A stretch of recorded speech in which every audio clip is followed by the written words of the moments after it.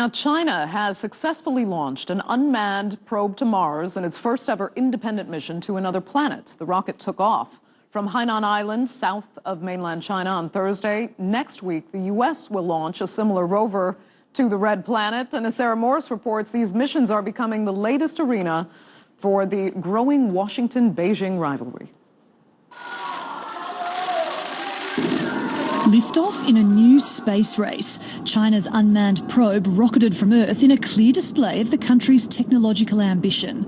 The rover should arrive in orbit around Mars in February, but it won't touch down straight away. Instead, it will spend 2 to 3 months waiting for the right atmospheric conditions to make a safe landing. Then, when the probe arrives within the vicinity of Mars, it is very critical that it decelerates. If the deceleration process is not right, or if flight precision is not sufficient enough, then the probe will not reach the gravity of Mars, and this mission could face difficulties or risks. Animated modelling shows the rover is expected to land on a flat plain just north of Mars's equator. It will stay on the Red Planet for about 90 days, observing its atmosphere and geology, while also looking for water and ice. It's not been easy. We've been working on the probe for more than 10 years, with several generations of people dedicated to it. Everyone has given so much for it. But the Chinese spacecraft won't be alone orbiting the Red Planet. The United Arab Emirates launched its own mission on Monday, taking advantage of Mars launching season, which occurs every 26 months when Mars and Earth are at their closest. And next week, the US, which already has 3 vehicles orbiting Mars, plans to send another one. NASA is aiming to launch the Perseverance, its most sophisticated Mars rover to date. It will not only be looking for ancient signs of microbial life, but will also be carrying equipment which can turn carbon dioxide into oxygen, which could pave the way for sending humans to Mars. Sarah Morris, TRT World. Okay, hopefully we will be able to speak to that astronaut we promised you. We're just trying to get that line. Okay, I'm being told he's actually here. Astronaut Per Wimmer joins us now from London. He's had all the training, and he's also hoping to go on a space mission very soon, albeit a commercial one. Thanks so much for joining us. Per, I suppose for astronauts like yourself, you welcome this new space race and all the discovery it could bring, huh? Absolutely. It has all the excitement of the Apollo era in the late 60s. It sort of reminds me about that historic period. Now it's Mars. It's not the moon, it's Mars.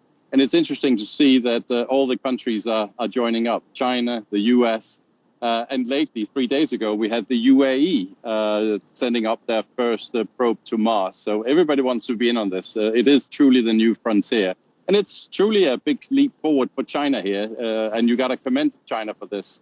Not only, and they're going sort of full in on this mission. They're not only going to circumvent and around Mars, but they're actually also putting a probe down and a rover down. So this is sort of all in on the first go. So fingers crossed. Right. I have to ask you maybe a slightly cynical question, if you don't mind. I mean, there are currently 6 spacecraft orbiting Mars, 3 American, 2 European, 1 Indian. NASA has 2 operational spacecraft on the surface. Is there any danger now that these could maybe collide, or even the potential for one nation to sabotage another's efforts there? No, I don't think so. It's well understood where these various probes are and spacecrafts are, and it's highly unlikely that they would clash. We know exactly where they are. And in fact, when it comes to space collaboration, you would actually see there's an enormous amount of sharing of data, a lot of friendliness, a lot of peace in space, as it were. So if anything, we can probably learn a lot from the astronauts and from space collaboration here on planet Earth, where we seem to have a lot more conflicts, including between the US and China and other countries. We as astronauts, we collaborate, we work together, we coordinate schedules. When China did the latest mission to the moon, they were collaborating with the Russians. They had European equipment on board. NASA kindly shared some of the locations and helped them see the dark side of the moon. So, we collaborate, and I'm sure that's not going to be the issue. But going to Mars is a very big deal, technically. There's been so many failed missions to Mars. So this is by no means a done deal. The stakes are high. And China is really going all in on this by also attempting to land there and staying there for 90 days. So it's going to be very interesting to watch. But well done, China, and so far so good. They're off. Yeah, it's funny to hear you say that they seem to get along better in outer space than they do here on Earth. But what do you hope actually any or all of these missions will find on Mars? What are the questions you're asking? Well, a lot of the missions, including this Chinese mission and also the UAE mission, are going to do a lot of measurements on the atmosphere of Mars. I'm personally very interested in that. You might think this is a little bit boring, but actually, at one point, long time ago, Mars was a bit like planet Earth. It had oceans, lots and lots of things going on that we're familiar with here on Earth. But then something happened that took the equivalent of the ozone layer away from Mars, and therefore it got hit by solar flares and stuff, and therefore you have this very barren and red-looking planet today. It would be interesting to see what caused that, and we could learn that from planet Earth, which arguably is later in the queue or more behind. And if anything, we should probably be more conscious about protecting the ozone layer, because that's really the equivalent that got killed on Mars and made it the sort of void planet that it is today. Fair enough. I've got one last minute with you. So I wanted to ask you personally, I mean, you venture out mostly on commercial missions. That is an industry that's come a long way. What are you hoping to do next as far as commercial exploration of outer space goes? Oh, we want to explore, we want to, push the boundaries of what's possible for normal people such as myself.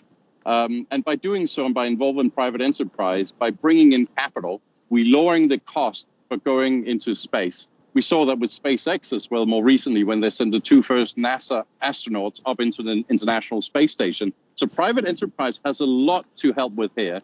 And the amount of capital that's gone into the space sector in the past 3 years is bigger than what has gone in the past 10 years. So there's a lot of excitement here. Private enterprise has a big role to play. But when it comes to the big missions to Mars, it's still in the realm of governments, and we certainly need that help. So we all need to work together to explore and to learn more, which can hopefully benefit the protection of this very precious place we have called planet Earth. Right. Okay, Per Wimmer, we'll leave it there. Thank you so much for being with us from London. We appreciate it. Now, before we go, we